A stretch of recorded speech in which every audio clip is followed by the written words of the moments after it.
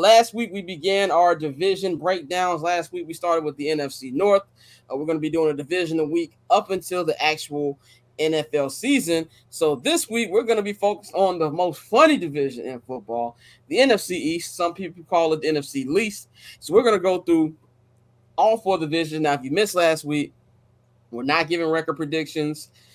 We're not giving picks, none of that. We're just going to talk about the storylines that stand out from each team and things that you're expecting from this team going into this actual season, man. So we're going to start off with the team that came back and won this division last year. That is the Dallas Cowboys. They went 12-5 and won the division. Who they lose from the playoffs last year? They lost to somebody in the playoffs. The Cowboys. Who the Cowboys got smacked by the Packers. That's what it was. They got shellacked by the Packers. Absolutely. That's what they got. They got absolutely frame broiled by them. Didn't they let them put up like 40 points at least? Yeah, I think Jordan Love went crazy. So we're going to talk about them. We'll start with them. For me, the biggest storylines with the Cowboys, obviously, Jerry Jones coming in saying, we're going to take it to another level. We're all in, which they did nothing to prove they're all in. They signed no free agents. You got the Dak contract situation hovering over him. He can be an actual unrestricted free agent at the end of this season. Which if I'm him, I'm playing with house money, because unless the Cowboys give me everything I want, I'm hitting that market. And we just saw contracts that guys like Kirk Cousins got, and you can say what you want to say about Dak Prescott. He's a better quarterback than Kirk Cousins. There's so many bad quarterbacks in today's NFL that if and when Dak Prescott hits the market, he is going to be the pick of the litter. He's going to get whatever he wants. So you got that coming in there. You got the fact that this window for the Cowboys that's been open since they started Dak Prescott, fresh off of Tony Romo in 2016, feels like it's coming to an end right now. The defense is still pretty good. They brought back Ezekiel Elliott. He wasn't doing nothing in New England last year. I'm not expecting nothing from him right now. But also another storyline is CeeDee Lamb. CeeDee Lamb still has not been paid. You've seen all these contracts that all these other wide receivers just got, Justin Jefferson, Amon-Ra Brown, and guys like that. He's looking for his bag. So you got all these type of things. You got the usual hot seat of the Cowboys. So I feel like there's a lot of pressure coming in for them, which there always is. There's America's team. But I feel like it's a little bit more this year because unlike past years, this could be a whole completely different roster next year. Courtney, what storylines stick out to you about the Cowboys heading into the season? Yeah, I mean, like you said, that's kind of the storyline. Jerry Jones was saying that they were going to go all in, and this team looks exactly like it did last season, admittedly, if not a little bit worse. And when you look at their running back room, I mean, no offense to like 38-year-old Ezekiel Elliott. Actually, I think he's like 28, 29. But I digress. He run like he's 30. Same thing, right? I'm just curious as to how that backfield is going to – it's a very top-heavy team right now. And if they do end up paying – Micah trying to figure out how to pay all three of those guys, it's going to be a very top-heavy team, and I'm not sure how that's gonna pan out for that team. So that's kind of like my major storyline. I really want to see what the running backs situation is going to look like there. And honestly, since I know Michael Gallup's not there anymore. Who does he play for now? The Raiders, right? Yeah. Since who's going to be their second wide receiver? I'm just curious to see what's going to happen there. I'm not sold on Tolbert, so we'll see. I'm curious to see what Dak does. What does Dak do this year? That's the question. Bang, what you think about the storylines about America's team right now? First of all, shouts out to Cam Newton by eloquently explaining why Dallas is no longer and has not been America's team for quite some time. I disagree with that. From a marketing perspective, from a marketing perspective, I mean, look, it is what it is. However, the reason why I'm using that because if we don't have Dak on the team, and if we don't have, if we just have CeeDee Lamb and Micah, if you don't have a quarterback, nobody's gonna really talk about Dallas outside of them just getting their ass kicked. And that's how I think we're headed. I think this is Dak's last year with the Dallas Cowboys. And the Dallas Cowboys are going to fuck around and be in a situation where they had like Chad Hutchinson and Quincy Carter fighting for the quarterback spot. Rebuild season. I Yeah, think I mean, I think it's about to be rebuild season. it better Or be. at the very least, retool season. Like Alex said in the comments, they've got so many rookies now. Instead of trying to rely on a veteran presence to protect, they got a lot of rookies on that team now. And Trade up to get Shador. and that's what I was going to say. You're gonna have to put yourself in a position to draft up to get a quarterback. And as much as Shador is highly touted, he's highly touted for this draft. Carson Beck is highly touted for this draft. If this was a draft like this past season, the Caleb Williams draft, they would probably be picked late in the first round. So it's not the most sexiest as far as talent, but it's sexy with name with Shador Sanders. So I feel like this is it. I feel like if they don't go nowhere, Dak is going to be gone. He's going to get 60 plus million from the Raiders. He's going to be over there.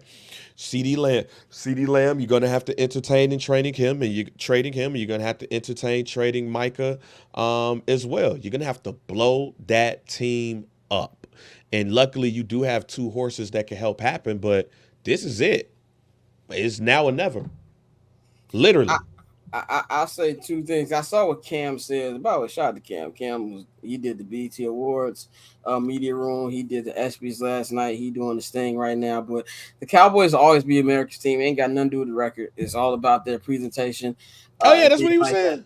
Yeah, like that, and yeah, but I just feel like I like the Chiefs too, but I don't consider them. But before we go to the next team, Courtney, what's the pulse of in Dallas? Like, are Cowboy fans a little nervous, or are they the usual? I mean, you know how it goes. Every year, it's they drink the Kool-Aid of the gods that's served to them.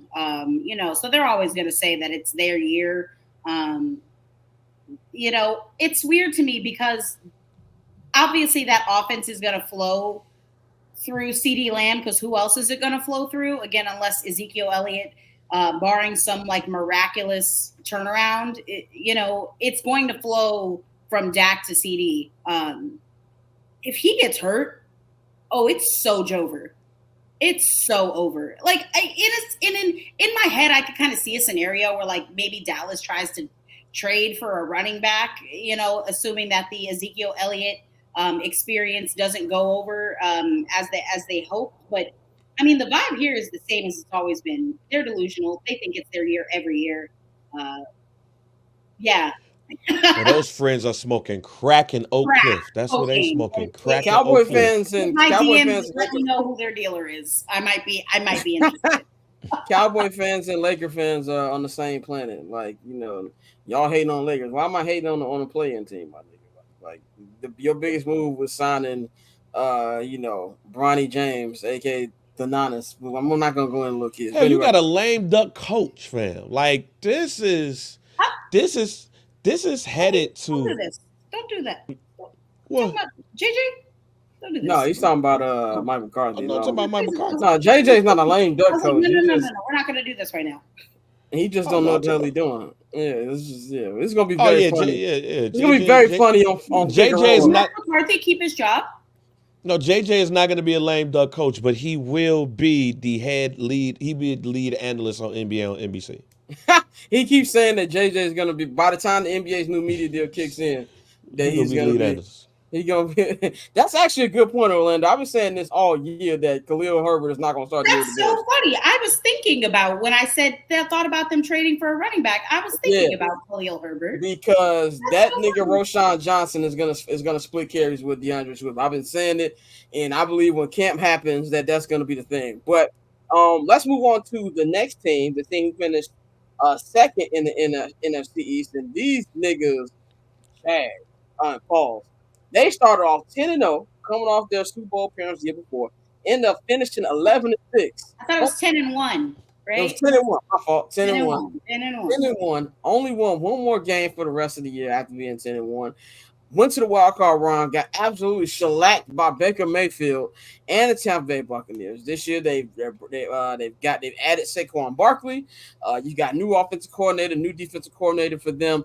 To me, the thing, I feel like a make or break year a little bit too for Philadelphia, because not that they're gonna break the team up, but Philly also has kind of been a team like who's been in the conversation since 2017, the year that should have been the MVP season of Carson Wentz. The year they won the Super Bowl, and they've been been to another Super Bowl after that, and they've been in the conversation every year. But Jalen, I won't say Jalen Hurts had a down year last year, but it definitely wasn't the year that he had before. Oh, he definitely did. I was trying to be nice because of the lies that I hate black quarterbacks on this program. But he didn't have the best season last year. So how's he gonna bounce back from that? Are the Eagles gonna give Saquon Barkley enough carries? What's this defense is gonna be like? What's the offensive line gonna be like? There's no more Jason Kelsey there. You got Brandon Graham on the other side. He is, in one of his final years of the season. So I feel like you got two desperate teams in Philadelphia and Dallas. Well, I don't think that, per usual, this is not going to be a division that anybody runs away with. But there's a lot of spotlights on these guys, too. What's going on? Is Nick Sirianni really cheesesteak Matt Nagy? There's a lot of questions here for this Philadelphia Eagles team. I don't feel like too many people are just throwing them in the NFC championship game already. And I think that's a little premature this early in the game. Bang, what you think about the Eagles coming off that failure of last year and what they've got heading into this season? Man, they lucky they in the division that they in. I believe that they're better than every team in that division. They're lucky that's the case. Because if that wasn't the case, this will be a down year. This team was the blueprint of stack your team on defense and have a quarterback that you can afford. And then you got to pay them, and things change. So the hope was them to win that Super Bowl that they went to, or at least go the year before, and that just didn't happen.